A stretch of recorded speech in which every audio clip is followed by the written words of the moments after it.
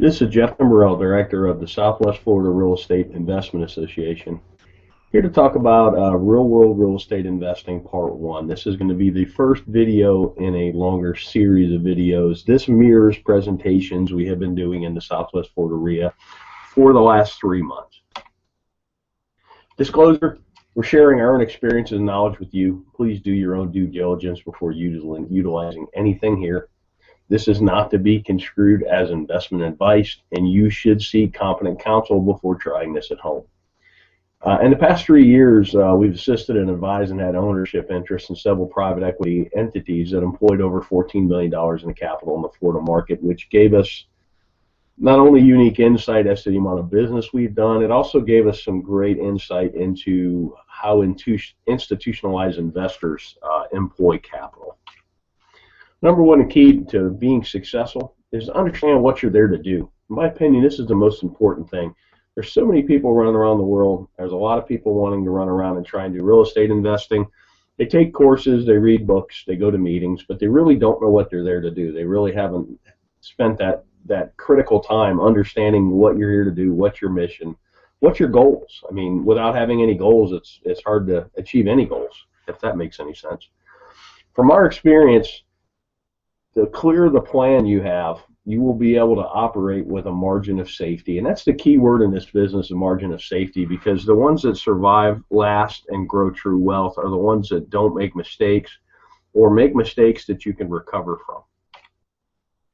Investing in real estate. Investment is the purchase of an asset or an item with the hope that it will generate income or appreciate in the future and be sold at a higher price. Keyword, the future, for investing.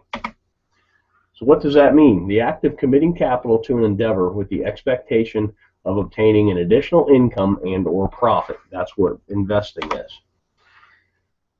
Something I've learned over the years is kind of like a narrative. It's a why in the road when you're talking to somebody that's in real estate. Are they a trader or are they an investor? Investors buy and hold. They get a return from the assets they own. Traders wholesale. Traders fix and flip. Nothing wrong with it. I do it. I've done it in the past. I'm trying to do it again today. I'm doing a marketing campaign as we speak, looking for contracts to wholesale.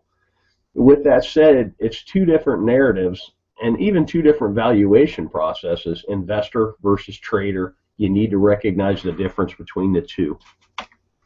Basic questions for an investor. How much capital are you employing? What's your desired rate of return? When are you going to need this capital back? And then what's your risk tolerance? Those 4 questions are how you determine what you're there to do.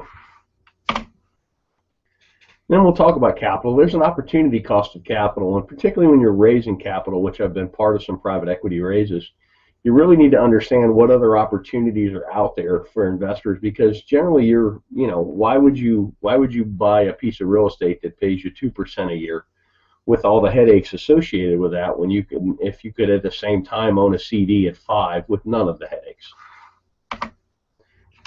Give you a chart on 10-year T-bills, talk about opportunity cost.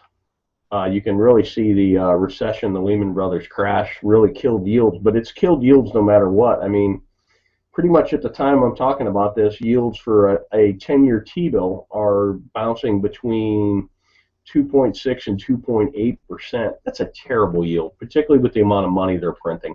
Then you go back 10 years, and this is why investment real estate has become so popular, because it's one of the few places you can get a yield.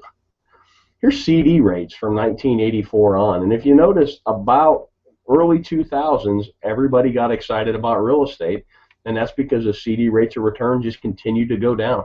So right now, my God, on a 1-year CD, you're getting not even 1%. That makes real estate attractive, and that's something to watch as well. As CD rates and other rates on financial instruments go up, real estate may not appear as sexy, particularly to an investor who bought in the valley and bought right and has quite a bit of gain on the table. So opportunity costs in the real world. We already kind of talked about this. Most investors we know are looking for at least 6% a year. I know guys that are even looking for 15, and that's a cash on cash, not an internal rate of return. That would be a whole nother video that could be a whole day's worth, understanding the difference between the two. But what here I'm talking about is a yearly cash on cash return.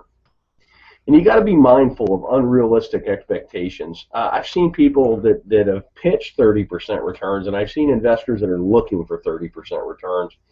And it's really hard to do. There's a lot of randomness and a lot of happenstance, and you're going to lose a lot more than you're going to win when you're dialing up those kind of deals. Unrealistic returns can lead to bad decision making because you seem to be chasing the golden goose instead of chasing a stable investment that pays you to own it.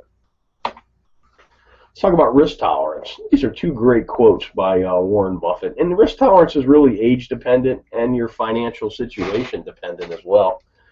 But here's a great quote. Look at the market fluctuations as your friend rather than your enemy. Profit from folly rather than participate in it. And that's most real estate investors. You're supposed to be a contrarian. I kind of put the world in, you're either a salmon or you're a lemming. You're either running with the crowd or you're running against the crowd. And here's another great one. The main danger is that the timid or beginning investor will enter the market at a time of extreme exuberance and then become disillusioned when the paper losses occur. The key is to not panic and do math-based risk assessments and then math-based evaluations and then sit down and decide what you're doing. You could have bought a home in Cape Coral, Florida at the height of the market at 320 and paid cash, held it all the way through the crash, and still got a better rate of return than CDs, and it's a terrible investment because your basis is so high. Or if you trade it out, you would literally be losing money. But it's sad but you actually would have outperformed the CD, and that's kind of a interesting thing. We did some case studies of people that had bought at the top and had they held and if they had mortgages, and I think that video is on our YouTube channel as well. Thanks for watching. You can always check out our website at swflreia.com. There should be a link at the bottom of this video. If you're on our website, put yourself on our mailing list. We send out a lot of foreclosure information. We send out our meeting notices, and we also from time to time send out information like this. I hope this information is useful to you, and make it a great day.